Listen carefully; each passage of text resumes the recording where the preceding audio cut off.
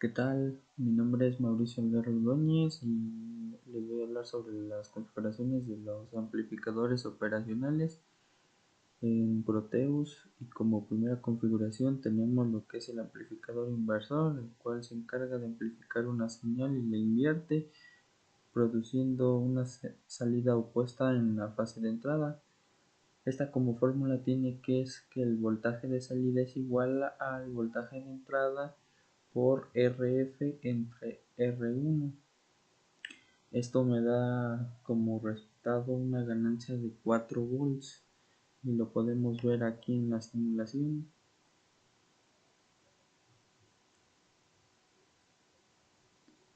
Tengo una ganancia de 4 volts. Y ahora pasamos a lo que es el amplificador no inversor. En este amplificador se encarga de que amplificar una señal sin invertir su fase, la cual el voltaje de salida es igual al voltaje de entrada por 1 más Rf entre R1, que esto me da un voltaje de ganancia de 5 volts y lo podemos ver aquí en lo que es en la simulación utilizando el osciloscopio, y podemos ver que me da el voltaje de mi ganancia, que es de 5 volts. Y pasamos a lo que es el amplificador seguidor de voltaje, el cual se utiliza para adaptar la impedancia entre circuitos, permitiendo que una carga de alta impedancia no afecte a una señal de baja impedancia.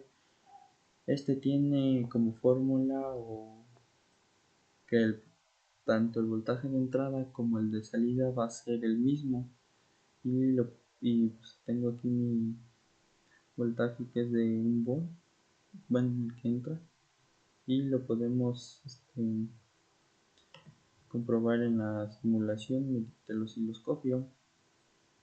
Tenemos tanto como mi voltaje de ganancia, o el que es el mismo, de 1 volt en ambas. Y ahora viene lo que es la configuración del amplificador restador,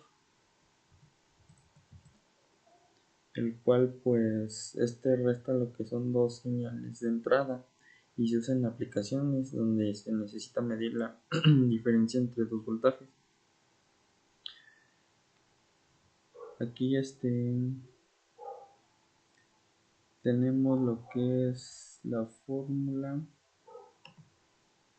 que es voltaje de salida es igual a R2 entre R1 por voltaje 2 menos voltaje 1, y lo podemos checar aquí en el osciloscopio, que me da de 600 milivolts. Y ahora pasamos a lo que es el sumador no inversor.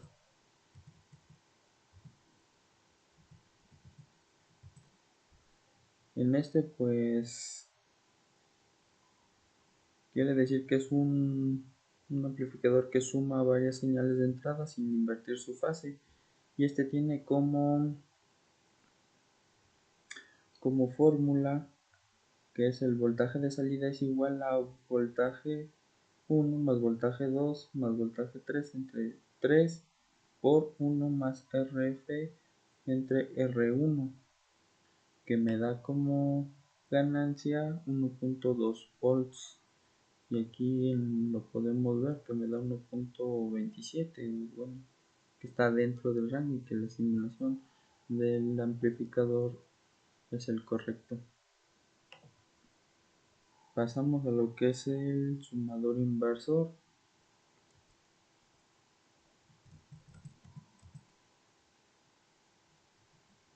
Aquí la fórmula de este amplificador sumador inversor es de voltaje de salida es igual a RF entre R1 por voltaje 1 más voltaje 2 más voltaje 3. Y la ganancia que tengo de este amplificador es de 12 volts. Este amplificador pues se encarga de sumar varias señales de entrada, pero la salida es invertida. Esto se aplica en sistemas donde se requiere una señal combinada en fase opuesta. Pasamos a lo que es el amplificador integrador. El amplificador pues tiene como o se utiliza como o produce una salida que es la integral de la señal de entrada y se usa en aplicaciones como control de sistemas y procesamiento de señales. Este tiene como fórmula que el voltaje de salida es igual a 1 entre RC, la integral de voltaje de entrada sobre... Y aquí podemos ver lo que es la simulación de la onda, el cual pues en este caso esta señal de salida tiene un desfase de 90 grados. Pasamos a lo que es el amplificador derivador, el cual pues también tiene como función que genera una salida que es la derivada de la señal de entrada. Es útil para detectar cambios rápidos en la señal como en sistemas de control.